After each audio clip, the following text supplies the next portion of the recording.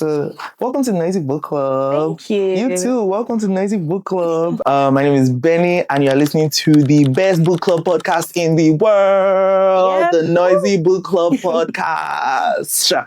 Welcome, welcome, welcome, welcome, welcome. Today, we're talking about love. We're talking about Lagos. Yep. And we're talking about complicated things. Mm-hmm. So, if you have wine, drink. We have a very special wine here, Chateau de Ikoyi. Provided by our producer. Yes. She's the best. She is. We love you. Cheers. Cheers. Cheers. Cheers. I always start by drinking wine. I think it's a bad habit. I need to switch things up. But yes, today we have a very special guest in house. Let me just tell you a bit about her. Yeah. Right? She is a Nigerian writer, born and raised in Lagos. She holds a master's in media and communications from Bournemouth University and a bachelor's in performing arts from Canterbury Christ Church University, with expertise spanning vocal studies, drama, technical theatre, videography, photography, and multimedia editing. She has cultivated a versatile skill set. An early draft of her contemporary romance novel, Love, Lagos and Other Complications, was a finalist in this prestigious 2023 Kuramo Writers Prize, showcasing her talents for compelling storytelling. And her debut, Love, Lagos and Other Complications, is the Noisy Book Club Book of the Month for February 2026. You guys, please a round of applause for the wonderful, the incredible Zainab Uche Imam. It's so lovely having you here. Please shake my hand. Thank you for coming. Thank you for having me. How are you feeling today? I'm good. I'm really good. I'm so excited. We're reading, this is February, it's a month of love, and we're reading a romance. And this was literally the first romance that came to mind. And I was just like, I have to reach out to her. We have to bring her to the book club. We have to bring her, to the podcast, right? And today we're going to talk all about your book, but all about you too. Okay. And if you want to catch more of Zainab, she's going to be at the book club on the last Saturday of the month, February 28th, 2026. So get your tickets. It's in the description box. Yeah. We meet on the last Saturday of every month. So come. We'll see you. I want to know, this is your debut novel. Yes. You are a babe who has a 9-to-5. Mm-hmm. How did you know that you were like, there's a story inside of me. I have to write this. So that's the thing. I didn't know. I did not plan to write a book. It was never, if you had asked me before I wrote this, I'd probably be on things like this for singing, not as an author. Oh, you sing? Yes. Yeah. But so COVID, right? COVID was when everybody was discovering themselves. They're finding things they can do, things their parents could do and whatnot. And we had just gone back to work. And work was kind of like skeletal, weren't doing much, weren't doing anything really. And I was just sitting there, and this image of a girl being poured water, with a sheer blouse, and then everybody could see everything. And there's this strange guy in the corner staring at her, waiting for her to spark or run back. Oh, that's me. But then she didn't react. So he's thinking, okay, there's something about this girl. And that was the image that came into my head. And I started writing. I wrote, I think, 40 pages that day. I wrote the whole story that day in hours. First one, Yeah. So I wrote the whole thing. Like, I had my beginning, middle, my end. And then I decided to submit it to publishers thinking I had a book, I got my first rejection email, which turned out to be a blessing in disguise because it came back with links to how to write prose, how to write a book, reading books and stuff like that. They are good though. Yes. Some people don't say no. I know. Honestly, I feel like they were, like I said, blessing in disguise because they were the first people I reached out to. And then they came back with, their rejection and blessings. And then I started to flesh out the book. After fleshing it out, I started submitting to other people. And some people liked it, but then there was just something that it just didn't sit right with me. The people I submitted to initially then saw this and liked it. They did not remember it was the same story I had They're my publishers, Narrative Landscape. Narrative Press. Landscape. Yes. Oh. So when they came back, they didn't even realize that this was the rejection. It had That mutated. I The know, book had right? mutated. And then they loved it, and here we are. Yeah, I gobbled this book up in like a day and a half. I mean, right? It's an easy read. It's an easy read, but I think it's also just the nature of romance, right? Yeah. Reading a romance, you know, like with romance, it's like I want to know because there's definitely conflict. Yeah. Definitely conflict. And there's just something about it that I just need to see how this gets resolved or maybe not resolved. But I think with romance, like, you know, it has to be resolved. Yeah. But I can realize something like you and we kind of have something similar in the sense that it literally starts with like an image of one thing. Yeah. Because when I wrote a story of mine that got accepted in the Love in December anthology, it just started with the idea. I just saw this girl and she was pushing a cake. Because the name of my story is Do Floors the Cake Like We Do. I saw this girl and she was pushing a cake. Yeah. And I was just like, it kept on haunting me. You know that thing, you know how stories just haunt you. Yes. It just kept on haunting me, and I just sat down and then like I think in like 2 days I wrote 7,000 words. See? It just kind of flows. Yes. It just kind of flows. You know, when it's there, it's there. Yeah. What surprised you the most? I know, you know, like you said, one of the first experiences was a blessing in disguise. The rejection was a blessing in disguise. Yeah. What surprised you the most, like knowing that, like, oh, I have a book that is accepted. I have a book that's published. Like, what were the emotions? So I feel like till today, it's still surreal to me because to an extent, I still don't understand what it means to be published. So when I get recognized, I'm like, okay, they know me for this, you know? And I'm like, do people still, like, do people really like this? You know, I still have that doubt, or my editor calls it gremlins. So I have these nasty little gremlins always whispering nasty things at the back of my head, like, okay, so you've written a book and so what, you know? But when people recognize, like when I got called about this, you know, to even be here at Noisy, I'm like, okay. There are people that want to right? That. And I think that is partly because it resonates with reality. So most of what is written is what we see every day or what we hear of, what other people experience and tell us about.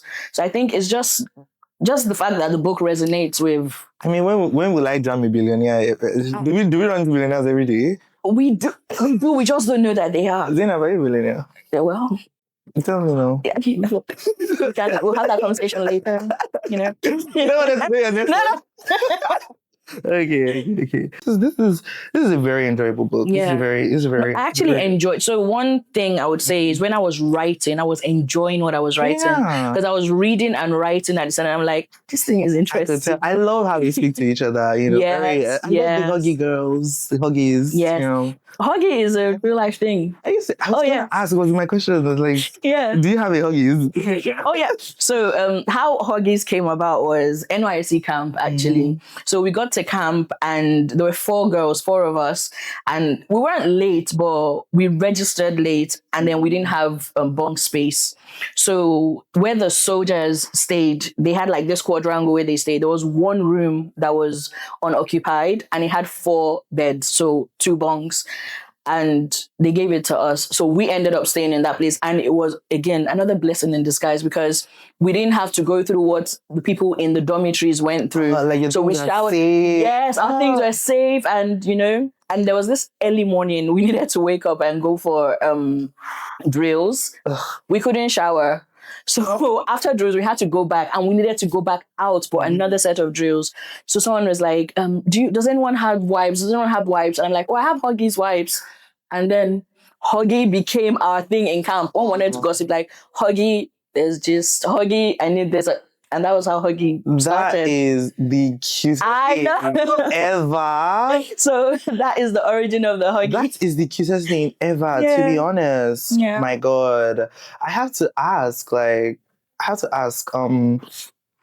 aside of writing, what has life looked like for you recently? Recently? Life has been busy. I feel like writing has pretty much taken over my everyday, and I'll tell you why. So My editor says there are certain writers that when they start, they can't stop. And I think I fall into that category because so far I've written about 6 books. Interesting. They're not published yet, but I have 6 stories, that are ready. And when I finish one, another one comes in to my head. And if I don't write it, I won't write it. I just keep writing. And then, like you said, I have a 9 to 5. So trying to juggle both of them. Media comes by day. Yes, writer by night. Yeah, Hannah Montana. Right. True. This is both worlds. Just without the singing. But you sing though. But I sing. What was the journey to Love, Lagos and Other Complications as a title? So when I started writing, the first title was actually If Love Were Enough. So that's where my head was at. Yeah. So that's where my head was at. But then the more I wrote, I found that Lagos was sort of like the third partner in the relationship. So Lagos is a character in the book as well, because it basically shapes how their days are laid out. So for instance, Shemi, she's in traffic and then she's annoyed, she's hot, her AC stops working. That's Lagos already happening to her. And then she goes into this place, waiter, whatever happens, she meets these people, so Lagos just had a way of putting things into certain places. And then if you notice at the corner there, there's a Lagos love story. So I played around with, that was going to be the title, but then there's another Lagos love story, and I was like, no, it's not gonna work. You're like, I have to change that. I have to change it. So this new title actually was a collaboration between me and the publishers. So they came up with Love, Lagos and Other Complications, and I saw it, so I settled for it. Yeah. So I think it really goes to show how writing is really a collaborative process. Oh yes, it is. It really is. A very, very collaborative process. Yeah. I think it's important. Yeah. It's important because writing itself, right? Like the actual sitting down in front of your laptop or typewriter, I don't know your medium. Or notepad. Sometimes notepad is real good. Oh, yeah. Notepad is real good. Right? It's so isolating. You are alone. Yes. You are experiencing it yourself. Right? But once it's done and you have to show it, you have to be so open to kind of leave the person that you were sitting down alone and see it through the eyes of another. I wonder, what was that like? So I thank God that me and my editor were sort of in sync. I feel like this story is our story. It's like our baby combined, because most of what is written in here, obviously she had to do her part, but she didn't change it. She didn't change my story. The story is still the story I wrote. She just cleaned it up and just helped with, constructing, even sentences to an extent. But then I was telling you earlier, I feel like this book has been, I've been pampered with this book, right? So I said I was writing other books, and I submitted one recently, and the feedback I got was, you need to change it. So I'm thinking, this actually happens? Because it's not something I've experienced before. So for me, that is new. So I think there has to be, like you said, collaboration with, whoever you're working with, be it publishers, be it editors. There needs to be conversation, constant communication, because they might not like what I've written, but then what if I don't want to change it? Then therein lies the dilemma. Is the book going to get published? So it's just, being able to compromise. Yeah, really. so many beautiful things come from compromise. Yes, absolutely. Also, I want to know, it's your debut. It's the first thing that, the world is seeing of you. Yeah. I want to know, why was it a love story? So when you write what you know, and what you want to know. So it's what I was sort of experiencing at the time when I was writing the book. I was in a love bubble. Godwin. I was, note the operative word, was in a love bubble, right? Okay, fair enough. And like I said, the image just came to me, and it was a guy and a girl. I'm thinking, well, as things happen, guys and girls, there's usually, sometimes one thing that it leads to. But another thing I would say is with this book in particular, it's not just the relationship between Lashe and Shemi. There's the friendship between the girls and then the guys. You know, they're like these pockets and groups of friends. And I wanted to explore that relationship as well. So, I have to say, that's like the most functional guy friend group ever. I know. So the guys, in their own right, they're all successful, right?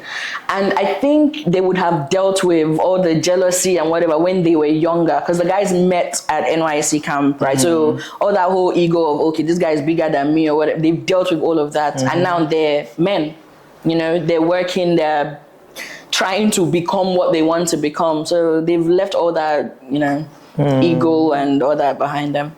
I love how the story begins with two people who like keep finding each other. It's like, oh, you're here, I hate you. Yeah. Oh, you're here, I still hate you. Yes. Oh, you're here, please forgive me. You know? And it's like, that's such a Lagos thing because Yes. I can count how many times I have been bombarded with either a blast from the past or a recent at so and so places. It really captures the complicated, like, you know, zigzag, you know, crisscross nature of Lagos. But I want to know, what do you think about the theory of invisible strings? Like, are you a person that like believes that there's a string tying you and somebody, or you and a group of people together? I think to an extent, yes. So I'll use myself as an example, actually. So I met someone in, I think, 2012, and we just met, you know, and we had conversation, and that was it. And then 2024, I met that person in another country. Ooh. Yes, that same person, you know, and I was like, okay, how did we end up here? That country is too much. I'm not joking. Like a different country, but then we ended up back here again, you know. So it's just there's something that I feel there's something. Where are they? They're in their country. That's so sneaky. Oh, they're in their country. Oh yes. Yep. Okay, I'll keep it a buck. I'll keep it respectful. Yeah. Let's talk about Lashe and Gam Gam. The relationship between the both of them is so moving. I was like, why did you choose that one? Why did you choose that one to be like such a central part of like Lashe? Again, we're talking earlier about parents and, you know, not necessarily being close to your parent, but having things that you can't actually say to your parents. Please, repeat that sentence from God. You have to repeat it. Which one? You were like, you can tell your mom anything. Oh, yes. So I can tell my mom everything. I feel like I can talk to her about anything. But at the same time, I can't talk to her about everything. That is so real. Because I feel like that perfectly encapsulates like the life of people who went to boarding school. Yes, absolutely. Because it's like, okay, yeah, you love your mom. Yeah. You know, she's great. You're just with her. Yeah. But there's a whole like there's a 6 gap. years. Yes. There's this disconnect, you know, like as much as you love them, as much as you're free with them, and even the parents, they would literally tell you, I'm open. Tell me whatever. You are my child. You'll forever be my child. Thank you. You cannot trick me. Then, there's just something that you're just like, I can tell you, but I don't think I can, you know? And I think that's what happens with Lashe, because in Lashe's case, he's not necessarily estranged from his parents, but they weren't there most of his life. Like, they were his parents, like, not like they abandoned him or they were separated or anything like that, but they just weren't in the formative years of his life. He was with his grandmother. So that's who raised him. That's who he knows. That's who he can tell everything and anything. So what about that dynamic allowed you to explore like love beyond romance? Because like, this is a romance book, but there's friendship love, there's family love. Like, you know, how did that allow you to explore a different type? So as much as this is fiction, I wanted there to be realism to it. I wanted it to be as realistic as possible, because that is what people resonate to. That's what people relate to, right? So the different parts of the book or the different relationships are things that maybe someone would read and be like, oh, okay, this seems familiar, this sounds familiar. You could have even seen it in a movie or something, or heard someone talking about it.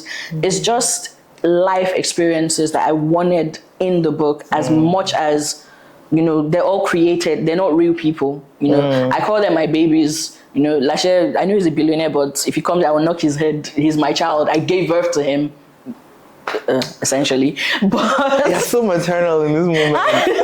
allow. Right? So it's like, I just wanted there to be pockets of realism in, the book. So, yeah.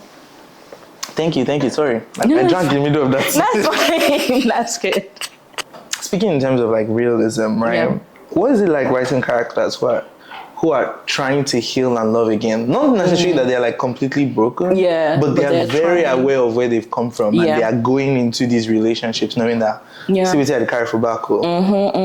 Okay, I'll bring it back to myself again. So you know how people say I'm a hopeless romantic? Me, I'm a hopeful romantic.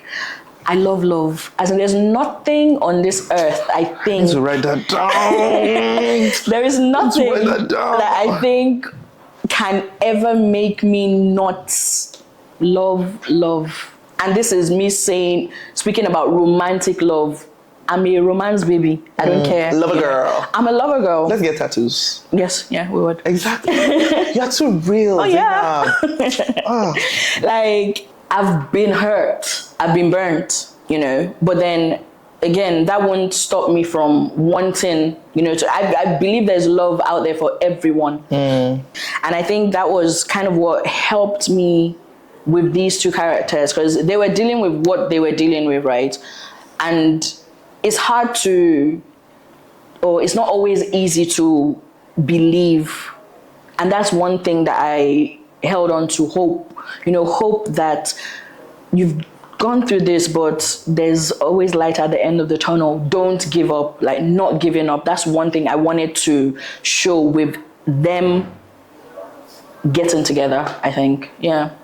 Shimla is ambitious, she's driven, and she knows how to enjoy life. I love that. Regardless of how much of a go-getter she is, she knows how to enjoy life. And this is what I was saying, this is where it comes to Huggies. And I feel like much of that comes from the people that she surrounds herself with. Yes. And your own version of Huggies, like how would you say like it translates, with her?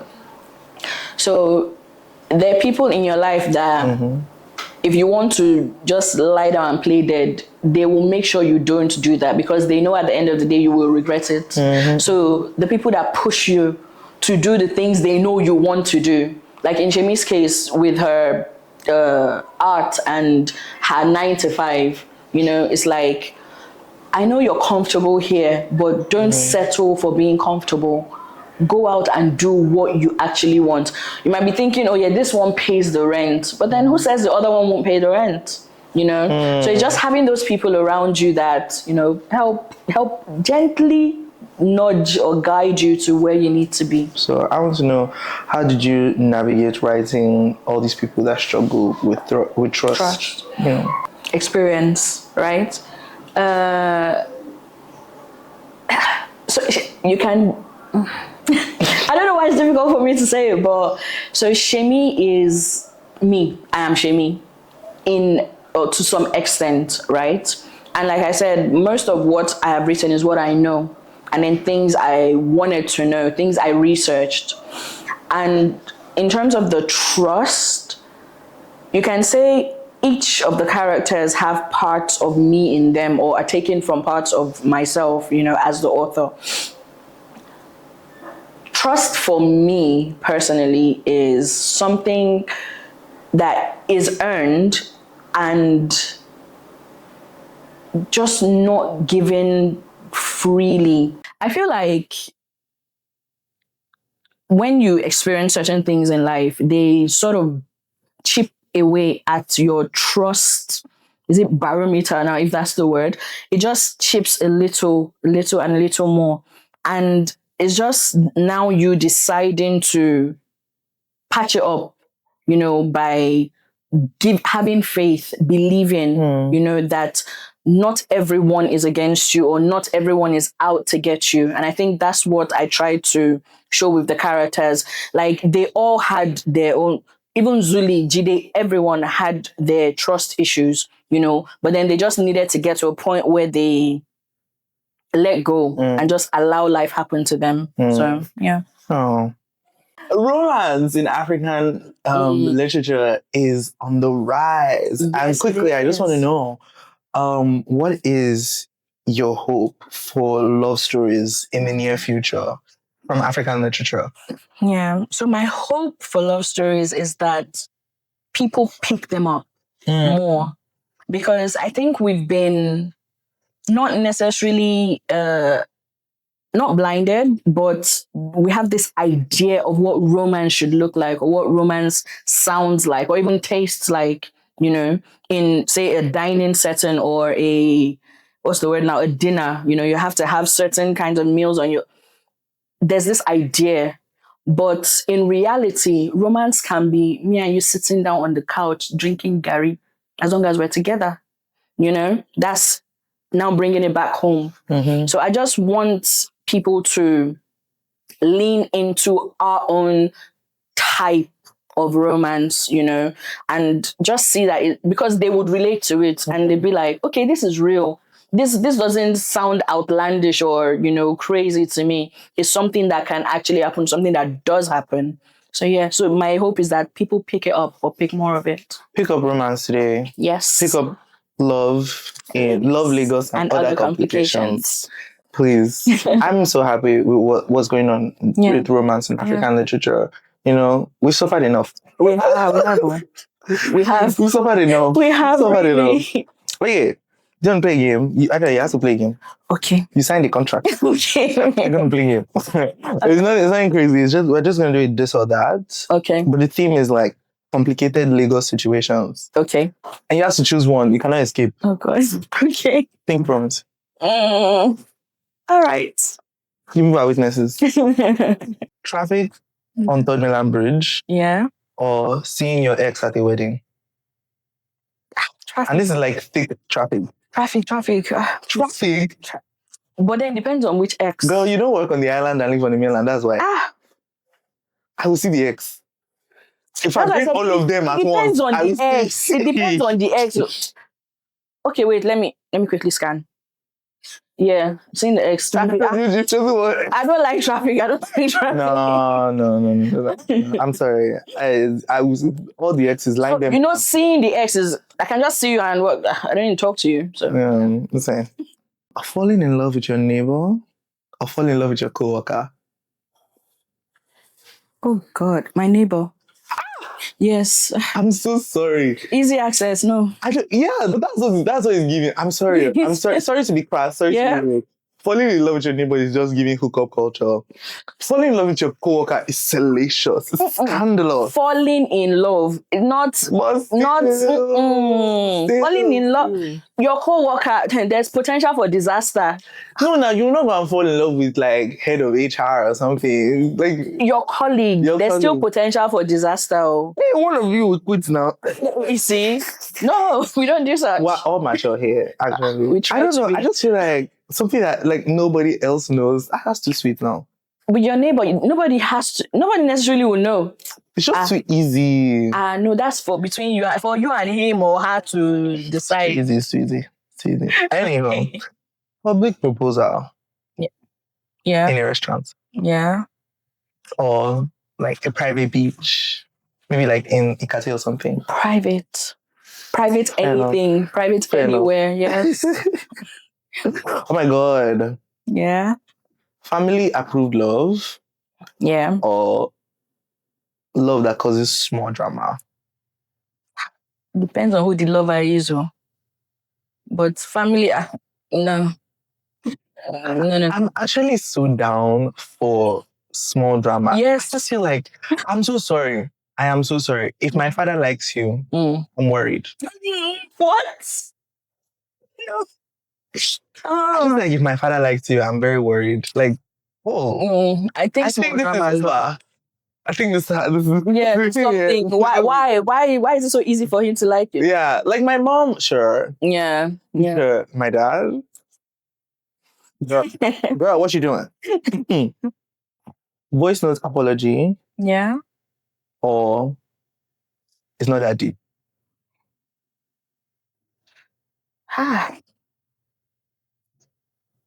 And a third, maybe text apology. No.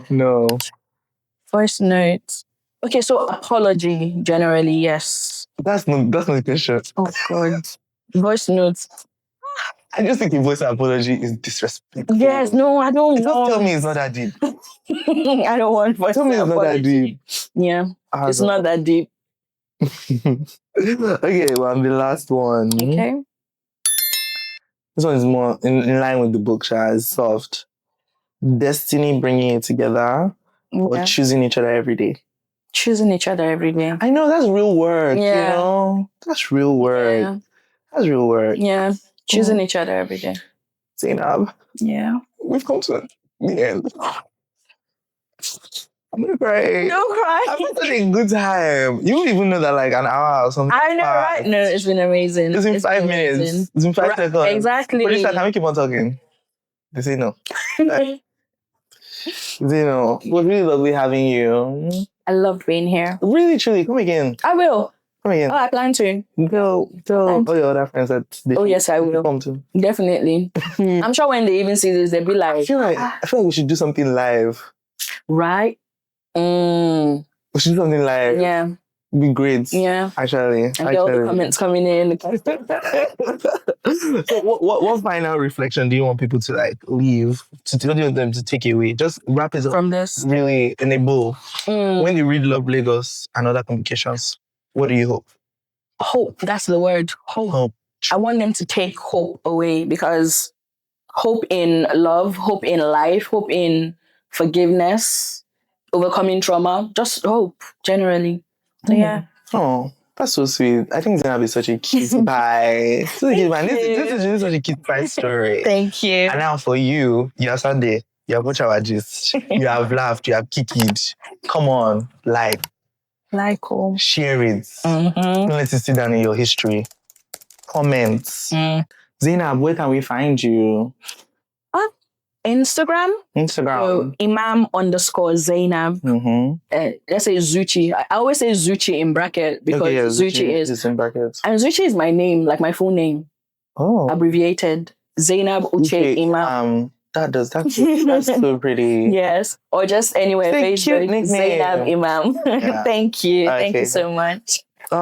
We are the Noisy Book Club on Instagram, the Noisy Book Club on TikTok, and Noisy_Book Club on Twitter. Yeah. So see you there. Follow us. Keep up to date on every single thing. My name is Benny, and I've been your wonderful host.